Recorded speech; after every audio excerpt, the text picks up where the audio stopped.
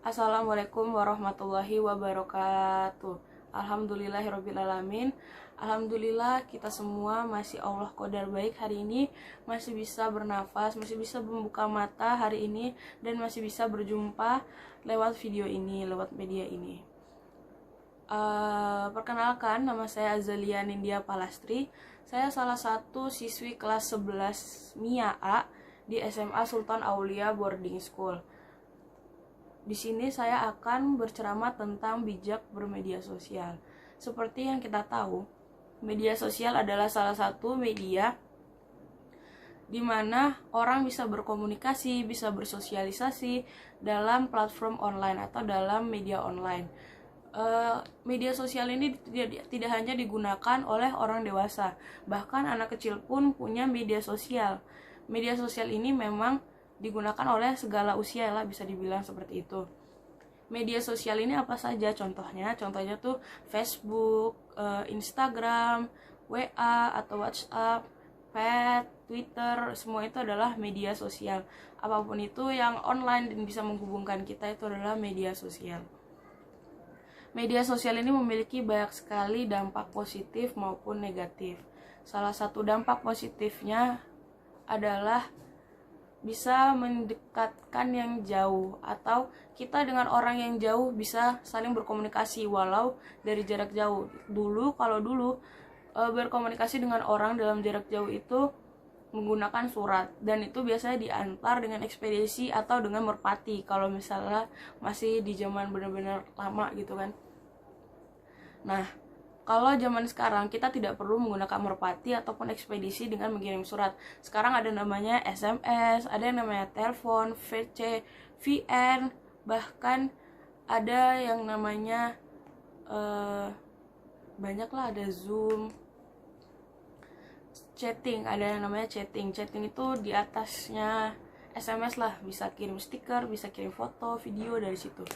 Nah, semua itu adalah dampak positif dari bermedia sosial. Yang lain, dampak positif lainnya adalah kita bisa mendapatkan banyak teman di media sosial. Bahkan ada juga orang yang berawal dari teman bisa menjadi pendamping hidup, bisa menjadi jodoh gitu. Ada juga orang yang mencari nafkah itu dari media sosial. Dia berjualan, dia bahkan penghidupannya dari situ, atau bisa dibilang juga online shop gitu. Kalau misalnya kita yang tidak berjualan juga bisa menggunakan media sosial sebagai alat untuk membeli. Jadi kita bisa diam di rumah, atau mungkin istilahnya sekarang itu rebahan aja, barangnya itu bisa datang ke rumah gitu. Itu adalah salah satu dampak dampak positif dari media sosial. Dan tak lupa juga bahwa media sosial ini memiliki banyak sekali dampak negatif, yaitu salah satunya adalah penipuan antara penjual maupun pembeli. Penjual menipu kalau misalnya barangnya tidak sesuai, pembeli menipu karena ternyata dia tidak jadi beli tapi dia penjualnya sudah transfer, pembajakan, hacker, apapun itu.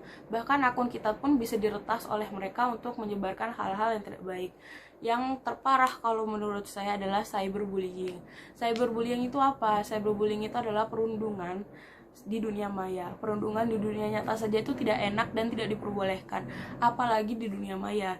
Namun perundungan ini bukan hanya dalam bentuk kekerasan fisik, tapi juga dalam bentuk verbal kalau misalnya di dunia maya. Contohnya apa?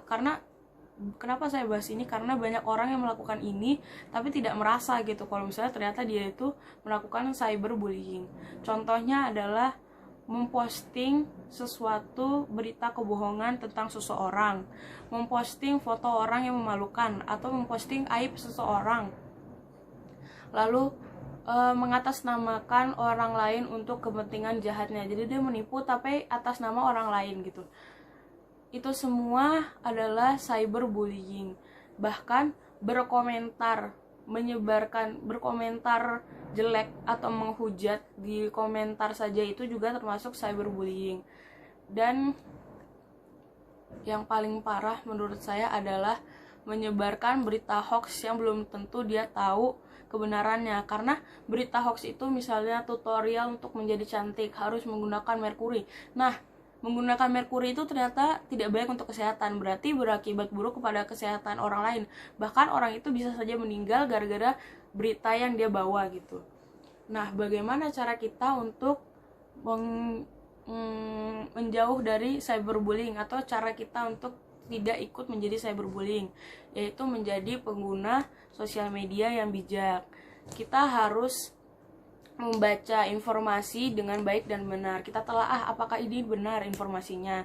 Dan juga kalau perlu kita tanya kepada ahlinya, jangan sampai kita menyimpulkan sendiri.